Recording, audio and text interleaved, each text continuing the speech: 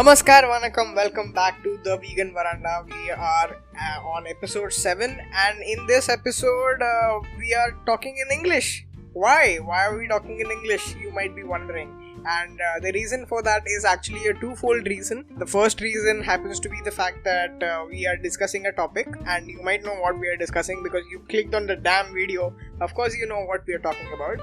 We are going to talk about the problems that exist within the vegan community. Sometimes what happens is these problems are posed by vegans themselves. In this episode, what we are aiming to do is discuss some of these issues, and hopefully we'll come up with some solutions to these problems as well, and see how we go about it. Yeah, so just like you said, it's a global thing. Humans are humans, humans have problems.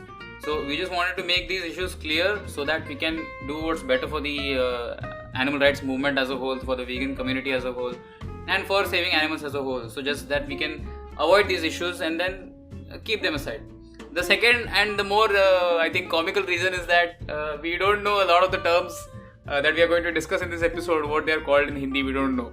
So blame it on our ignorant asses to not do our research. Blame it on us for not for having our English better than our Hindi. So pardon for that. A very important thing is... Shame on us. Yeah. So a very important thing is that we want to give a disclaimer in the beginning that this episode or the episodes after this are not at all targeted towards any person, any individual, any organization or any group of persons. What we are trying to do here is just to put forward the message that what is happening, what should be avoided, and what can be best for the movement. So you can always agree or disagree and tell us in the comment like what you think is right or wrong. So if you're just listening and you think you know some of the people in the podcast that is being discussed, well, you don't, because they don't exist, and these are just generalizations. So what's important is this: our journey, my vegan journey and Arvind's vegan journey were a little bit different. If you guys have listened to the episode where we talked about how we went vegan, so the main difference was that when I went vegan along with my brother, we were absolutely not aware that any other vegans existed in our city or in our country even, even if they were organized for that matter. So we just thought that we are all alone, and then that's the initial phase of veganism where you feel like you're angry with everyone, you feel angry with your friends and your family. You think that all of these people be damned, they don't agree with my beliefs, they don't agree on being kind people, so I'll just seek friends elsewhere. So what happens is we just look for friends in the vegan community, we go to outreaches, try to make vegan friends, and then in that moment of loneliness or in that moment of desperation, we really idolize the people who are in the vegan scene, not really knowing what their personalities is actually. So the difference is that when Gaurav actually went vegan by himself by taking inspiration from a PETA video, me on the other hand was convinced to go vegan by Arvind the Animal Activist, who is a prominent activist in India. We will leave links to his channel in the description, you can go check him out. And since I was convinced by him to join activism etc., I was directly injected into the vegan community, and as a result I kind of became quite well connected in the community, because at the time it was a very flourishing and a very closed community which was like really good people and all that stuff. And what happened is, I ended up making a lot of friends in the community etc. But as reality strikes, what happens is you kind of realize that you just made friends with this person because they were vegan, and that is what we want to discuss in detail right now. So, for a quick fun fact, what happened is when Gaurav started out, he started out as an aloof vegan who was not very well connected into the vegan community. Me, on the other hand, I started out as a very socially connected vegan. But what happened is over time, I had a falling out with many of my friends at the time, and a lot of problems came up. So, why do you think, Gaurav? Why do you think a lot of these problems come up? Why do friendships between vegans break up? See, I think the problem that arises is just because we become friends with people just because they are vegan. So it's like if I didn't know Arvind in real that he was a vegan, I just met him somewhere and I just started talking. Maybe over some point of time we could have become friends. But then for us it was like veganism was a catalyst. So for a lot of new vegans, like what I did when I was not at all into the community, I was just trying to make vegan friends, and a lot of new people do it. And that is true for a lot of time. At any point of time, there will be more people who are getting into veganism than there are already in the scene. So this problem a lot of people will face, because what their friendship is founded on is just veganism. That's it. They don't know each other's personalities very well. They don't know how compatible they are with each other. So that is one problem that we should mitigate. Even veganism itself is a multifaceted kind of a philosophy where it's not necessary that all vegans agree upon everything at any given point of time. It is always possible that there are a lot of things that one vegan kind of agrees with and the others don't agree with, and if your friendship is solely based on that one idea that okay, you're vegan, then there is a very high chance that if you have disagreements about veganism itself inherently, then there's a chance that your friendship might just fall apart. And so how do we fix this problem? First, we stop pedestalizing vegans. We stop assuming that all vegans are going to be angelic beings who will be compassionate to you just like they want to be compassionate to animals, etc. It's not necessary for them to be like that. Yeah, so fun fact, when the first outreach that when I went on, I was very awkward and weird and I didn't know what to see. So I was introduced to this amazing dude called Arvind, and I thought, man, he's so amazing. He's like younger than me, yet he looks so smart and he talks so well. So to this day, I know that he's just as stupid as I am, if not more.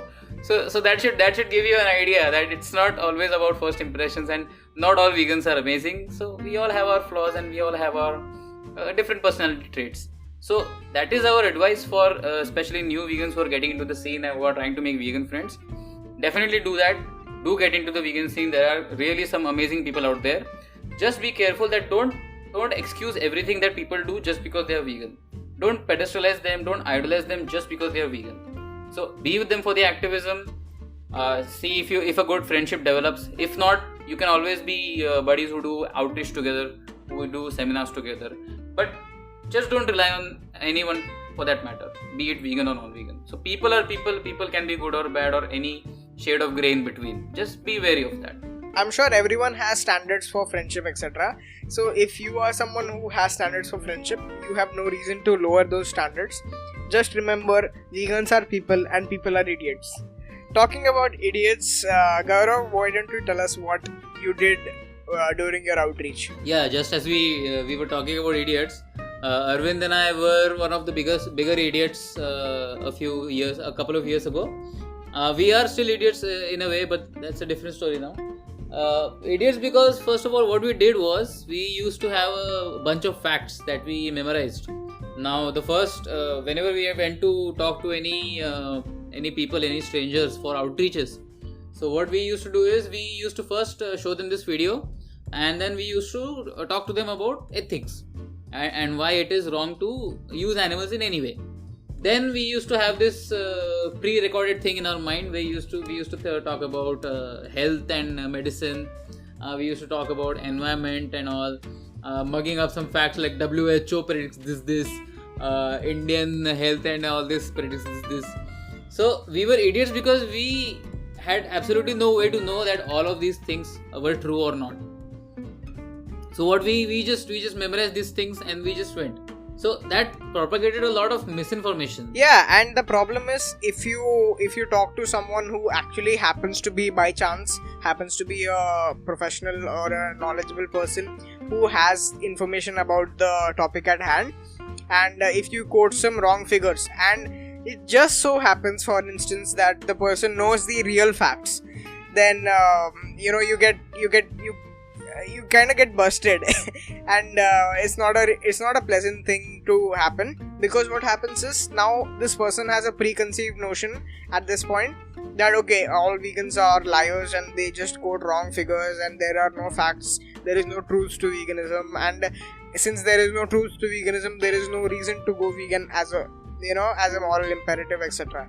And that ends up harming what we are trying to do as a movement.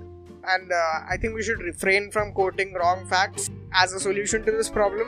And if you don't know what the actual facts are, it doesn't take a lot of time. All you can do is just learn some facts. Just sit and do some research as to what is the literature that is associated with veganism, and whatever issue you think is relevant.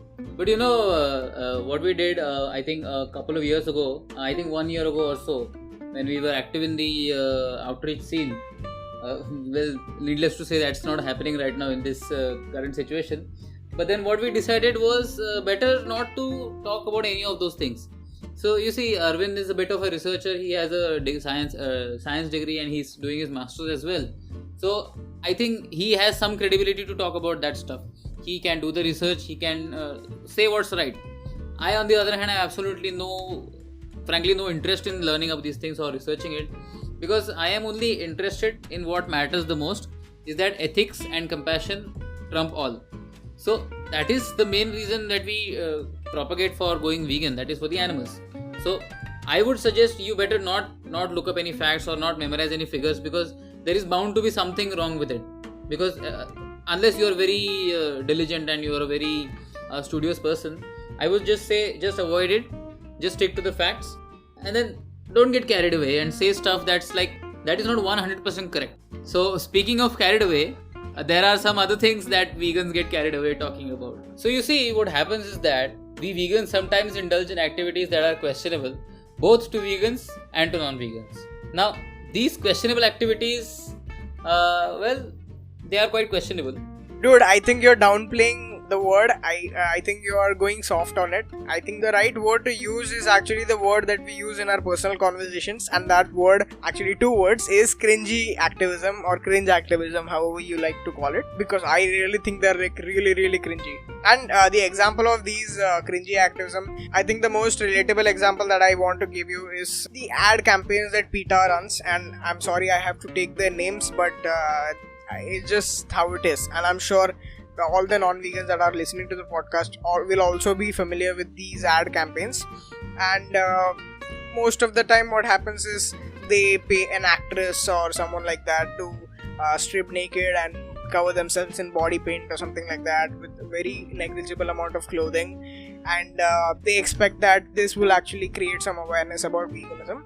And I don't think I really agree with that. See, not just that, what they do is they'll get these very good looking people to wear negligible clothing, and then there's a big fat poster of these people, and a vegan line is written down like wear your own skin or something like that, which has absolutely nothing to do with veganism, and it's not going to help in any way. So not just that, they just put these people in cages on the street side, like with some banners about veganism. Or the worst is when especially they'll give out awards to any random celebrity for some random nothing consequential that they might have done, but they'll just give an award for the sake of it, without knowing what are their beliefs about animals, how moral and ethical they are. And then what will happen is the next day or the few days later, that same celebrity will be doing something which is definitely harming the animals, like they'll post some video of meat being cooked, or they'll put some eggs or something like that. So why do they do this? The thing is, they believe that okay, if we use the face of a celebrity for our campaigns, then our campaign is more likely to reach a lot more people. And there is some truth to it, but we have to measure how much that actually influences people to become vegan. So it doesn't really help if only the word is out. It actually helps only if people actually go and take a positive direction towards veganism. The easy logic is given by Gary Yourofsky, and I'm quoting him, and he said that there is no one looking at these naked campaign posters and looking at, hey, look at those posters, they look really good, and let's go get some tofu right now. You see, it doesn't really make any sense. And what happens is it ends up giving a bad reputation to veganism. Sometimes it even damages the cause marginally. I remember seeing this meme about this same issue that we are talking about. That meme where there are two very strong arms with really muscles on them, and then they are doing this arm wrestling, and then both one arm is vegans, the other arm is non-vegans, and they are both together at the top, which is saying PETA is bad. So if you're a non-vegan and you think that these ad campaigns by PETA are like, what the hell is this? So chances are most of us vegans also feel the same way. So to give due credit where credit is due, PETA is definitely a good organization for the most part, because they have become the single biggest organization in the world which stands for veganism, and I credit them for that.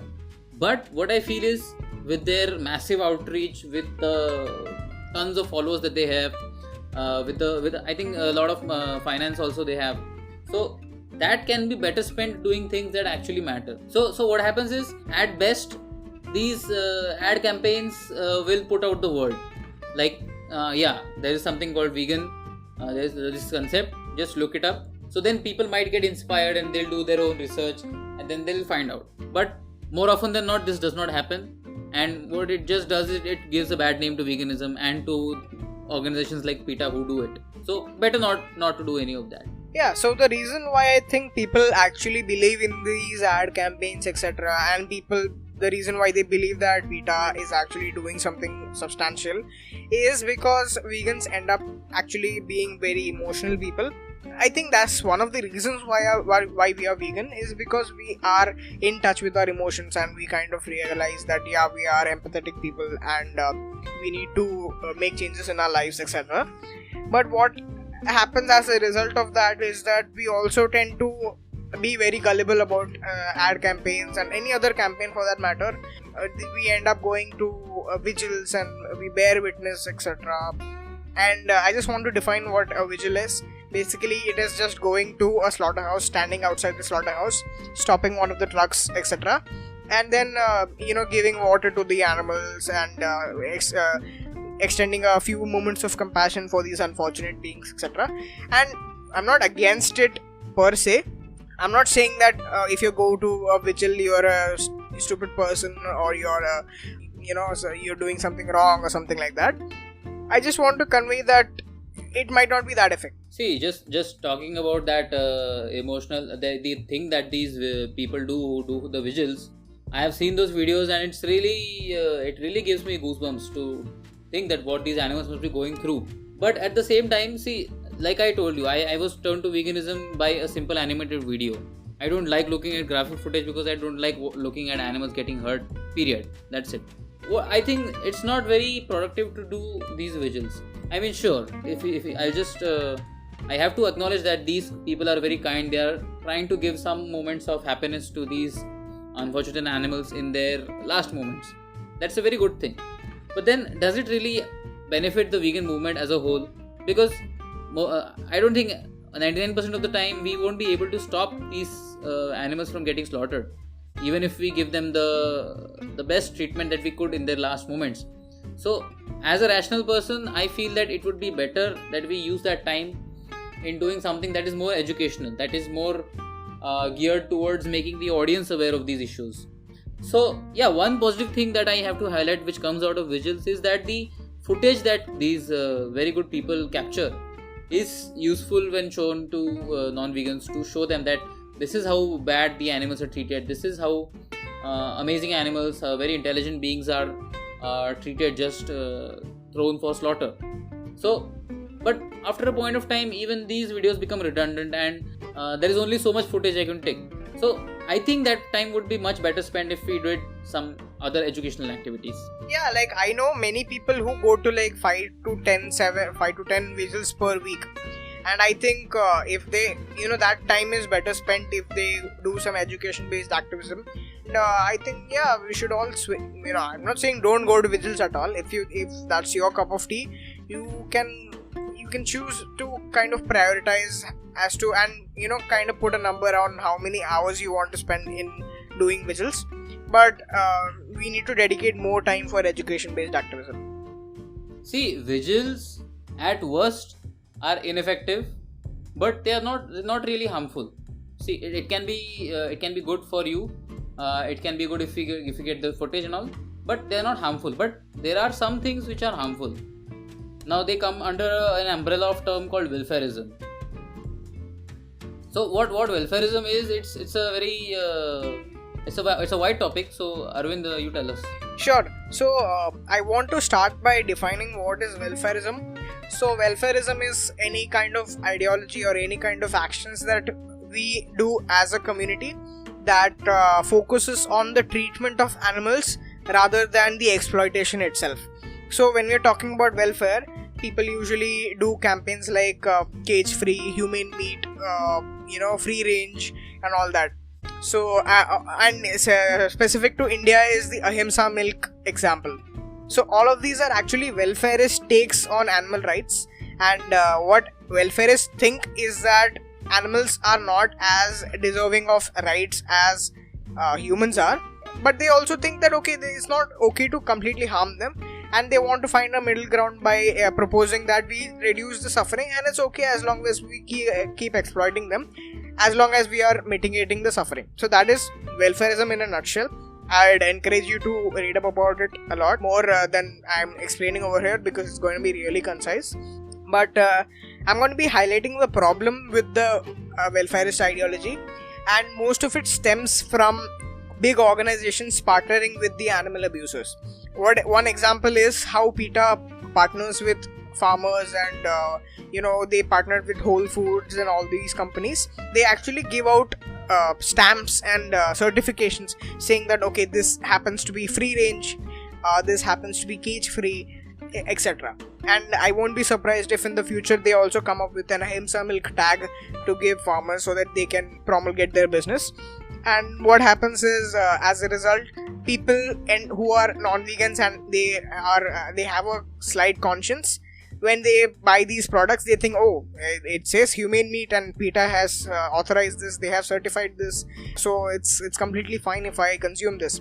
They don't understand the implication of their actions, because regardless of how good the conditions are in a factory farm or in a free range farm, the animals are gonna get killed either way. So it doesn't matter if the animal is getting its throat slit, or if the animal is first hit with a captive bolt gun or something like that, and then they get their throat slit. It doesn't really matter. So the analogy I would like to draw is, if I put a random person into a 5-star hotel room and I tell them, okay, you're gonna die in the next 20 days, but until then, when you should enjoy your stay in this 5-star hotel. So do you think that person will be happy staying in that 5-star hotel for 20 days, or will they be miserable remembering that they are gonna die in the next 20 days as the days decrease? So that's the analogy that I wanted to point out as to why welfareism is not going to work, and it is actively harmful for the movement, because welfarists also promote a lot of other campaigns which also encourage this kind of pacifist behavior. So it's just like saying that if you have a knife wound on your neck, just put a band-aid on it. So that's not going to make a difference at all. And I think it's really terrible that I was not aware that PETA was doing this. But so I just hope that we don't participate in these activities of saying that less suffering is better than no suffering. Of course, it is better than no suffering, but why should we change our ideals? Why should we not stick firm to the fact that animals don't need to be abused, period? If we are very clear on our stance, and if we are adopting an abolitionist approach, the animal abusers will budge at some point. We have to be, we have to stand our ground at any given point. If they want to make the conditions better for the animals, they will do it by themselves. It's not necessary that they do it just because we take a welfare stance. And most often what happens is, these animal agriculture industries, they take these welfare stances only because it benefits them in some way. So PETA gives them a statistic saying that, oh, if you're using this method, which happens to be more quote unquote humane, then you are saving up on so many funds, because if you're using your conventional techniques, your workers are getting hurt and you have to pay for your workers band-aids, etc., and all that medical expenses. And if you're using this quote-unquote humane technique, then you're saving up on that money. And I think that's really a very stupid position to take. So there's another idea. It's another nonsense idea propagated by these people. I don't know what they're thinking. Now, this idea is often called reducitarianism. Now, even this term was very new for me until a few months ago.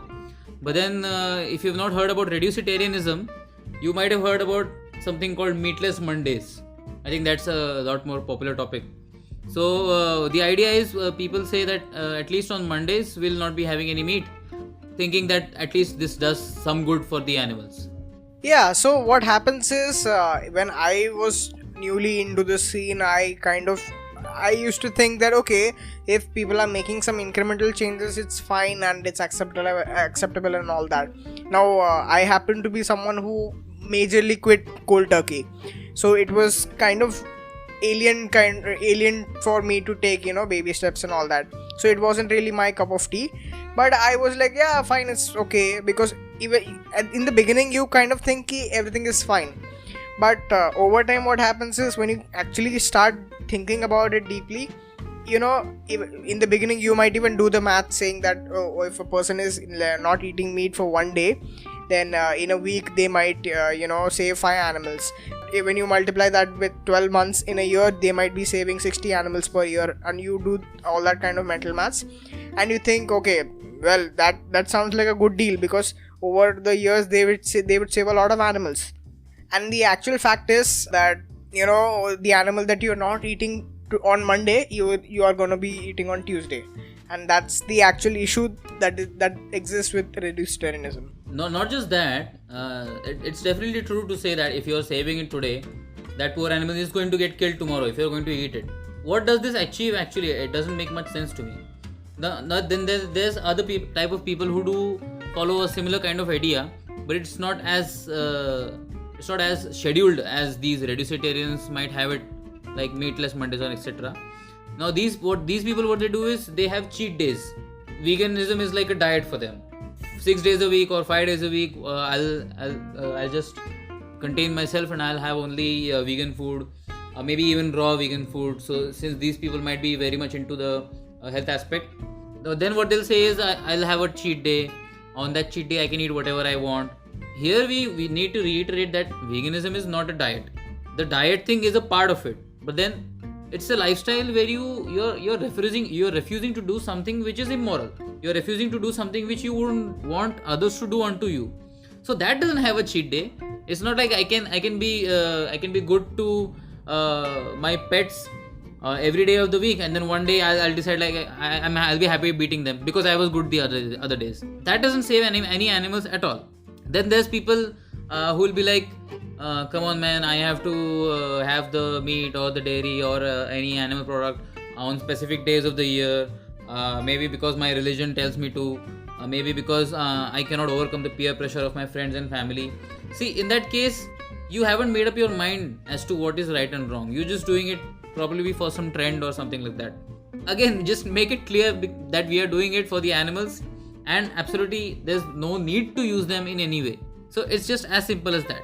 I think we were discussing about this friend that we had who fell into this trap of religion. Yeah, so what happens is, there are some ideologues who say that if you procure milk from certain sources, and those sources are called ahimsa milk sources, where apparently the cow is in this paradise kind of a world where it has all the pasture in the world that it wants to graze on, and then it can it can give as much milk as it wants to its calf, and then the rest of it, the few milliliters or something like that we'll consume.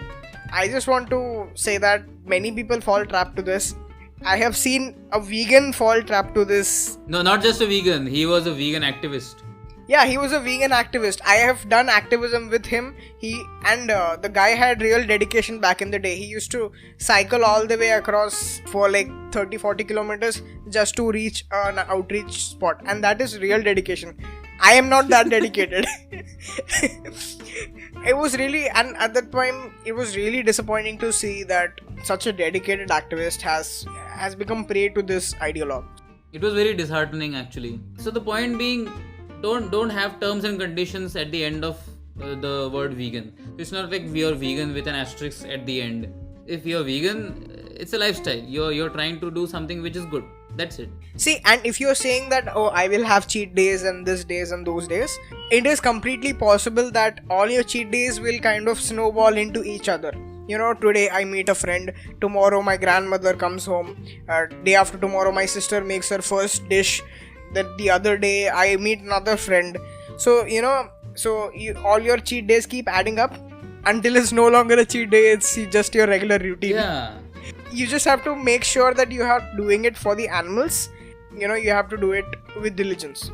See, if you talk about reducitarianism, I think some positivity to that idea if the end goal is being vegan. So I think we discussed it earlier in this episode, that it's okay if it takes you a very long time. I've heard of people who have such a strong craving for dairy that they absolutely cannot give up their daily milk, daily curd consumption. Both of us, we gave up just on the spot, just overnight. We decided to do it and we did it. It seemed a bit difficult at first before going vegan, but then it was actually very easy. And now looking back 3 years, it's been a cakewalk. Actually, it was very easy. There was nothing that we miss. So that is the point. Don't be conditional. Don't have these things. Yeah, if it takes you a long time to do it, that's okay, as long as your end goal is to be completely vegan, to be ethical about it.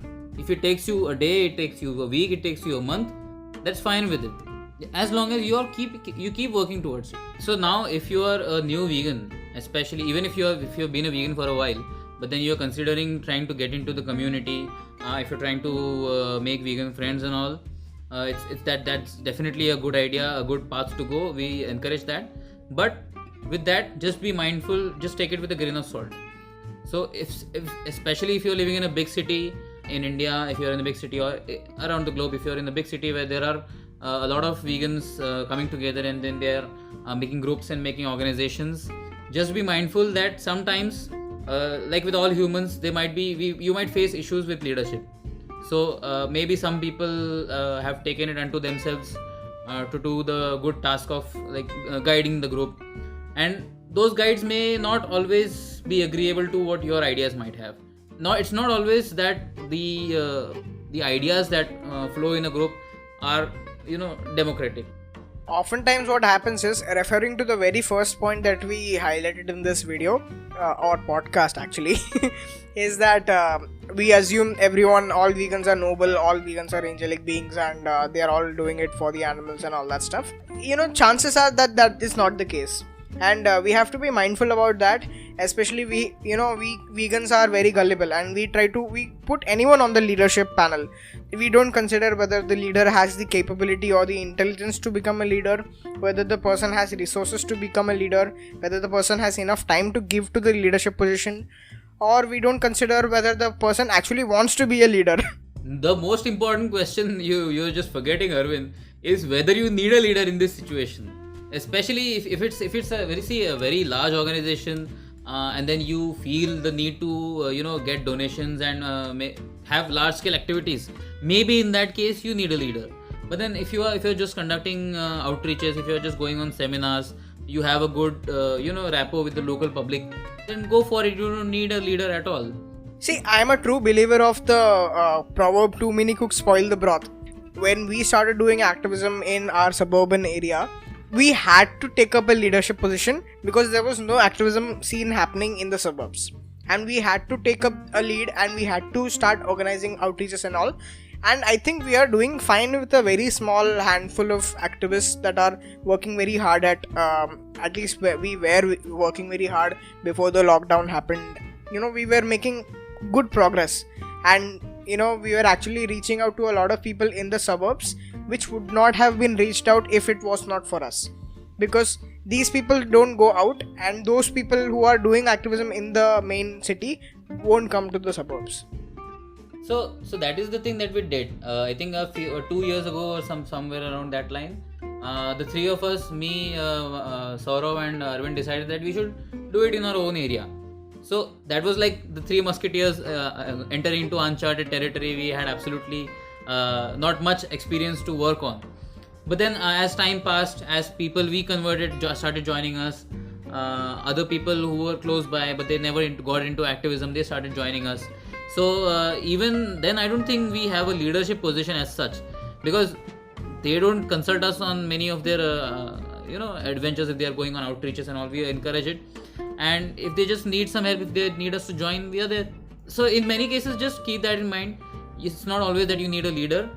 Start your own group, do what is best for you, and if the group doesn't work out with you, just go your own way, like we did. See, what we are trying to do is not to berate anyone or to delegitimize anyone or to say that this person is a bad person, or pick on anyone's activism, etc.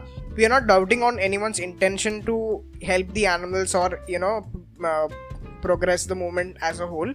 What we are trying to just point out is that vegans are just as human as other humans, and we have our own flaws. And what is important is, since we have been vegans for 3 years, we kind of have an experience in nuanced position on most of these topics, and that is why we would like to educate the new people, because there are obviously at any given point more new people compared to seniors. So it is important that the newcomers are informed about the topics, and they take a nuanced position also based on their own judgment, and we just have to give them the information that is already existing. So yeah, surely we are not questioning the good intentions of vegans, although we said that not all vegans are angels. That is true, but then in my experience, the most of the vegans that I have met, I've come across, I would say about 2/3 of them are really good people. Apart from that, you just have to be wary of the rest. Just like this episode, we are also planning another episode which will cover a lot more, I would say, difficult to talk about topics on a global scale which affect the vegan movement. So please look forward to the next episode related to this topic as well. Apart from that, we have also put out a trailer for a new mini series that we are doing. So if you haven't checked that out, you can check that out on the YouTube channel. That will be about mini episodes. So please make sure to look forward for our next mini episode as well as the full length episode. Any suggestions that you have, anything that you would like to say, if you have faced any of these issues or if you have better solutions than us, we are definitely open to your answers. So please reach us through the YouTube comments. If you have any business queries, you can reach out to our email, which we'll put down in the description. And next week on the same veranda, we will see you and we will discuss about a lot of other topics. And until then, be safe, be vegan. Goodbye.